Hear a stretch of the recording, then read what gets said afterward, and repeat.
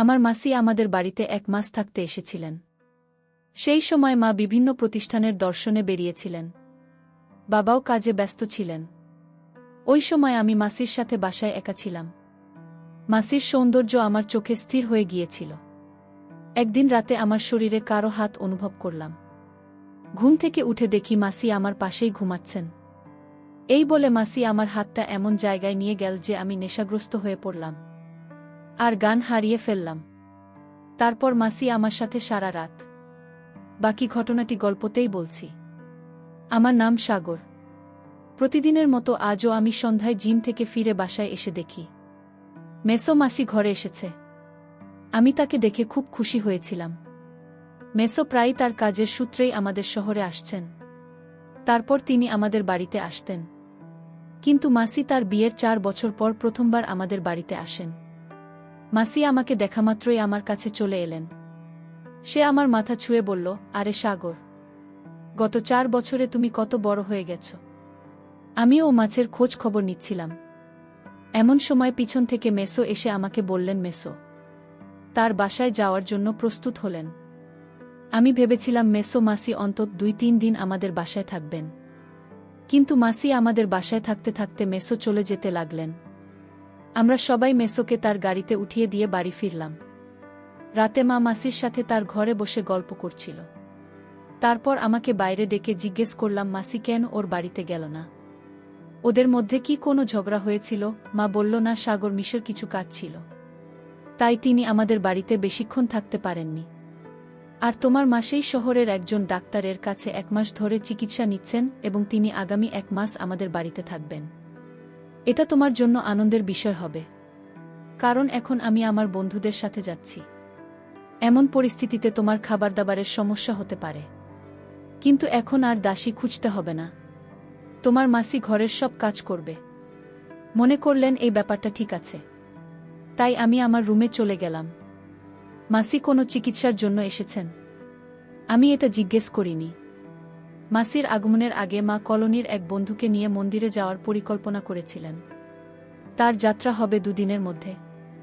এখন সে কয়েকদিন বাড়িতে থাকবে না এবং এটা সে মাসিকে আগেই জানিয়েছিল। মাসি বললেন, তুমি কোনো চিন্তা না করে দর্শনে যাও দিদি, আমি ঘরের সব কাজ করব আর সাগরকে খুব ভালো করে দেখাশোনা করব। পরদিন পরিকল্পনামাফিক মা তার বন্ধুদের নিয়ে ঘুরতে রওনা হলেন। তার যাত্রা ছিল 15 দিনে। আমার বাবা প্রায় তার পরিবহন ব্যবসার কাজে বাইরে থাকতেন এবং তিনিও গতকাল সকালে শহরের বাইরে চলে যান। এখন আমি মাছের সাথে বাসায় একা ছিলাম। মা বাড়ি থেকে বের হতেই আমাকে বারবার কল করতে লাগলেন। তিনি আমাকে নিয়ে খুব চিন্তিত ছিলেন। সন্ধ্যায় বাসায় এসে খাবার তৈরি করতে রান্নাঘরে যেতে লাগলাম। তারপর দেখলাম মাসি রান্নাঘর থেকে আমার খাবার নিয়ে বের হচ্ছেন। প্রতিদিন নিজের খাবার নিজেই রান্না করতাম। মা বলতেন, আমাকে তোমার খাবার ইত্যাদিতে একেবারে অন্তর্ভুক্ত করো না। তুমি যে খাবার চাও তা নিজেই রান্না করো। প্রতি সন্ধ্যায় আমি 2টা সেদ্ধ ডিম এবং স্যুপ খেতাম। কিন্তু আজ মাসি আমার খাবার আগে রেডি করে রেখেছিলেন। সেদিনই আমি প্রথমবারের মতো তৈরি খাবার পেয়েছিলাম। আমি মাসিকে জিজ্ঞাসা করলাম তিনি আমার ডায়েট সম্পর্কে কিভাবে জানলেন, এবং তিনি উত্তর দিলেন যে তিনি বিকেলে আমার রুম পরিষ্কার করতে গিয়েছিলেন এবং তিনি সেখানে আমার সম্পূর্ণ ডায়েট চার্ট দেখেছেন, যেটিতে কোনোদিন কি খাবার সবই লেখা ছিল। আমি বললাম, বাহে মাসি, আপনি তো খুব স্মার্ট। আমি খুব খুশি হয়েছিলাম, কারণ আমি তৈরি খাবার পেয়েছি। আমি মাসির প্রশংসা করলে তিনি হাসলেন। পরের 2 দিন এভাবেই কেটে গেল।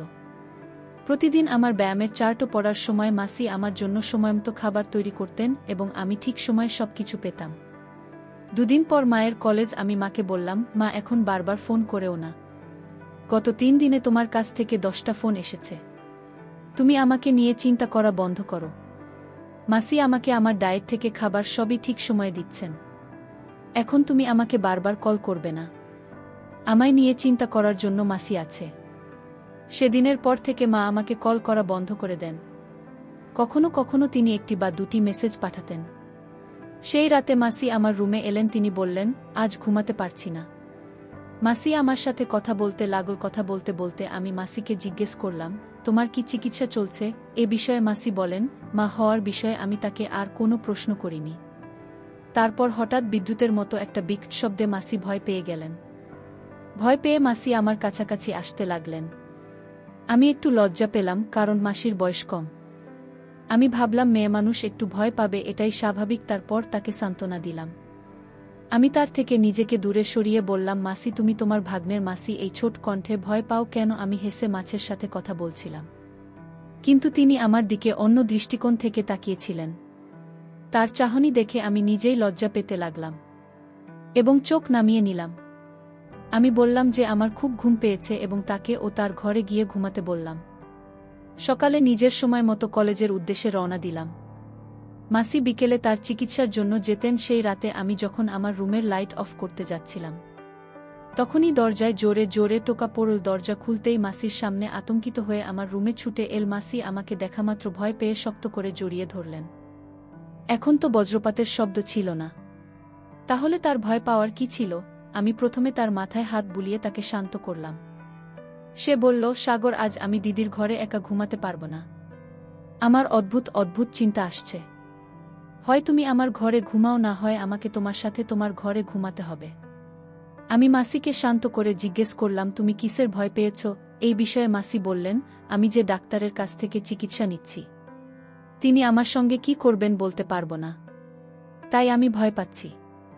আর আমার মাথায় বারবার অদ্ভুত ভাবনা আসছে, যেন সেই ডাক্তার আমাকে এই কথা বলল। মাসির এত কাছে থাকাটা আমার মনে হয় অদ্ভুত চিন্তা নিয়ে আসছিল। জানি না মাসির কি হয়েছে, তার ভিতর মুখ কিছুক্ষণ আগেই দেখেছি, তাই বারবার ওকে নিজের থেকে দূরে রাখতে পারছিলাম না। তাই আমি ঘরের বাতি জ্বালিয়ে দিলাম। বাতি জ্বালাতে মাসি আমার থেকে দূরে চলে গেলেন। পরের দিন আমি আমার মাসির সাথে সেই হাসপাতালে গেলাম যেখানে তিনি চিকিৎসাধীন ছিলেন। আমি হাসপাতালের পরিবেশ তো আমার ঠিকই লাগল এবং ডাক্তার মাসিকে চিকিৎসা করতে লাগল। সে অনেক বড় মতো ছিল। মাসি আমাকে তার সম্পর্কে কেন এমন কথা বলছিল? মাসেই চিকিৎসা শেষ করে বেরিয়ে এল, তার মুখ বিষণ্ণ দেখাচ্ছিল। আমি যখন তাকে তার মুখ বিবর্ণ হয়ে যাওয়ার কারণ জিজ্ঞেস করলাম, সে বলল, কিছু না, আমি প্রতিদিন এই চিকিৎসা পেয়ে বিরক্ত হয়ে গেছি। মাসির বিষণ্ণ মুখ দেখে তাকে বললাম, চিকিৎসার কথা বাদ দিন, আজ আমি তোমাকে আমার সাথে সিনেমা দেখতে নিয়ে যাব। আমি ভাবলাম সে একটু ঘুরবে কি না, তাহলে হয়তো সে কিছুটা স্বস্তি পাবে, কারণ গ্রামে সিনেমা হল কোনো জিনিস ছিল না এবং মেসো মাসিকে খুব একটা বেড়াতেও নিয়ে যেতেন না। আমি এটা খুব ভালো করেই জানতাম, যত তাড়াতাড়ি সে শুনল যে আমি তাকে বেড়াতে নিয়ে যাচ্ছি, মাসির মুখ উজ্জ্বল হয়ে উঠুন। অর্ধেক মুভি দেখার পর মাসি আমার হাত ধরে কিছুক্ষণের মধ্যেই আমার কাঁধে মাথা রেখে ঘুমিয়ে পড়লেন। বাসায় আসতেই মাসি বললেন, সাগর, আজকে তুমি আমায় একটা স্মরণী দিন করে দিল, আমি এই দিন ভুলব না। তিনি আরও বললেন, আজ মনে হচ্ছিল আমি নিজের সাথে না, আমার প্রিয়জনের সাথে গেছিলাম। মাসের কথা বলা বন্ধ করে দিন। কিন্তু আমি বুঝতে পারলাম প্রিয় বলতে কি বোঝাতে চাই। আমি তোর কথা এসেছিলাম এবং তাকে বাড়িতে রেখে আমার জিমে চলে গেলাম। আমি জিম থেকে ফেরার সাথে সাথে রাতের খাবার খেয়ে স্নান করতে গেলাম। স্নানের পর রুমে গান শুনে মনকে সতেজ করছিলাম। তখন হঠাৎ মনে হলো আমার রুমে বা বিছানায় কেউ একজন এসেছে। আমি চোখ খুলে দেখি মাসি আমার সামনে দাঁড়িয়ে আছে। মাসি আমার সামনে অন্যরকম অবস্থায় দাঁড়িয়েছিলেন, প্যান্ট শার্ট পরে দাঁড়িয়েছিলেন। মাসিকে এমন দেখা মাত্রই আমার অবস্থা খারাপ হয়ে গেল। তখনই আমি ওকে আমার থেকে দূরে ঠেলে দিয়ে বললাম, মাসে কি করছিলেন? মাছি উত্তর দিলেন, সাগর, তুমি প্রতিদিন এত পরিশ্রম করে জিম থেকে ফিরে আসে, আমি শুধু তোমার পরিশ্রম বা কষ্ট দেখছিলাম। ভালো না লাগলে দুঃখিত বলে মাসি আমার দিকে পিঠ ফিরিয়ে দাঁড়ালেন। আমি বললাম, মাসি, আপনার ভাগ্নের পরিশ্রম দেখার অধিকার আপনার আছে। আপনি হঠাৎ এসেছিলেন, তাই আমি একটু ঘাবড়ে গিয়েছিলাম। মাসি কখনো আমার প্রশংসা করতে ক্লান্ত হননি। আমার প্রতি মাসির আচরণে হঠাৎ পরিবর্তন দেখে আমি ভাবতে লাগলাম আমি ওকে আমার রুম থেকে দূরে ঠেলে দিলাম। আজ রাতেও মাসি আমার রুমে এসেছিলেন এবং এবার তিনি সীমা অতিক্রম করলেন। তিনি আমার মায়ের একটি টি শার্ট পরে এসেছিলেন। আমি তাকে জিজ্ঞাসা করলাম, আপনি কোথায় যাওয়ার প্রস্তুতি নিচ্ছেন? এই বলে মাসি বলল, সাগর, তোমাকে কি সব শিখিয়ে দিতে হবে? যাই হোক, কয়েকদিনের জন্য আমার শ্বশুরবাড়ি যেতে হবে। সেখানে আমাকে বাড়িতে পড়তে দেওয়া হবে না। এখন যদি আমার ইচ্ছেগুলো পূরণ না করেই কবে করব? এই কথা বলতে বলতে মাসি আমায় জিজ্ঞেস করলেন, সাগর, তুমি আমাকে কেমন পছন্দ করো? আমি বললাম, তুমি খুব সুন্দর। আমি যখন তাকে বললাম সে কত সুন্দর, সাথে সাথে আমার দিকে এগিয়ে এসে বসল।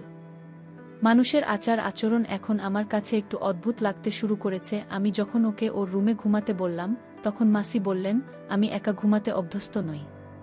একা ঘুমাতে ভয় লাগে এই বলে সে আমার রুমে শুয়ে পড়ল। যখন তাকে মাছি আমার ঘরে ঘুমাতে শুরু করেছে তারপর থেকে রাতে ঠিকমতো ঘুমোতে পারিনি। সেই রাতেও মাসে ঘুমের মধ্যে ঘোরাতে লাগলেন মাসির।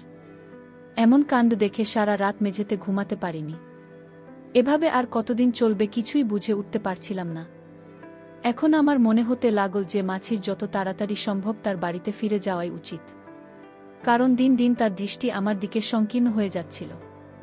পরের দিন দুপুর 12টায় ঘুম থেকে উঠে রেডি হয়ে ঘর থেকে বেরিয়ে দেখি বাবা বাইরে। আমাকে দেখামাত্রই বাবা বললেন, সাগর উঠেছে করতে এত সময় লাগল কিভাবে? আমি বাবার কাছে মাসির অভিযোগ করিনি। আমি তাকে মিথ্যা বলেছিলাম যে আমি রাতে সিনেমা দেখেছি তাই দেরি করে ঘুমিয়েছিলাম। বাবা বলল, ঠিক আছে, ও খাবার খেয়ে বিশ্রাম নিতে চলে গেল। বাবা বাড়িতে এলে কিছুটা স্বস্তি পেলাম বা বিশ্রাম নিতে রুমে চলে গেলেন। ঠিক তখনই মাসি আমাকে খাবার টেবিলে খেতে বসিয়ে দিলেন।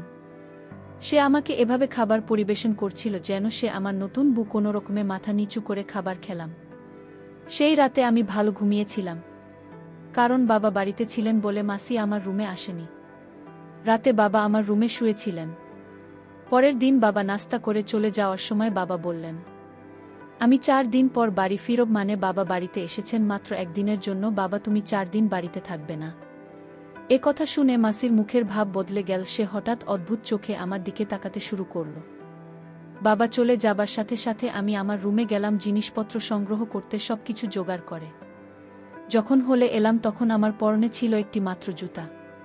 ঠিক তখনই মাসির চিৎকারের আওয়াজ শোনা গেল। তার চিৎকার শুনে আমি দৌড়ে সেখানে যাই। সাগর, তাড়াতাড়ি ভিতরে, সে আমাকে বাঁচাও। মাছি বারবার এই কথা বলছিল। তার চিকিৎসা এখনো কয়েকদিন বাকি ছিল, তাই তার কিছু হতে পারে এই ভয়ে আমি খুব ঘাবড়ে গিয়েছিলাম। তারপর সোজা বাথরুমে ঢুকলাম।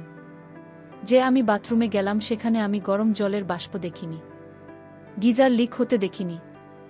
সেখানে আমি এমন কিছু দেখেছি যা আমার দেখা উচিত হয়নি মাসিকে।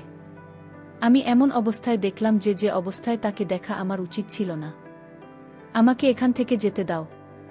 আমি তাকে বললেও মাসি আমাকে ছাড়তে রাজি ছিলেন না। তখন আমি বললাম, এখন আমাকে ছেড়ে না গেলে আমি মাকে ফোন করে সব খুলে বলবো। আমি মায়ের নাম নেওয়ার সাথে সাথে মাসি আমার থেকে মুখ ফিরিয়ে নিয়ে বলতে লাগলেন, সাগর প্লিজ, দিদিকে কিছু বলবে না। এবং সে আমাকে মিনতি করতে লাগল।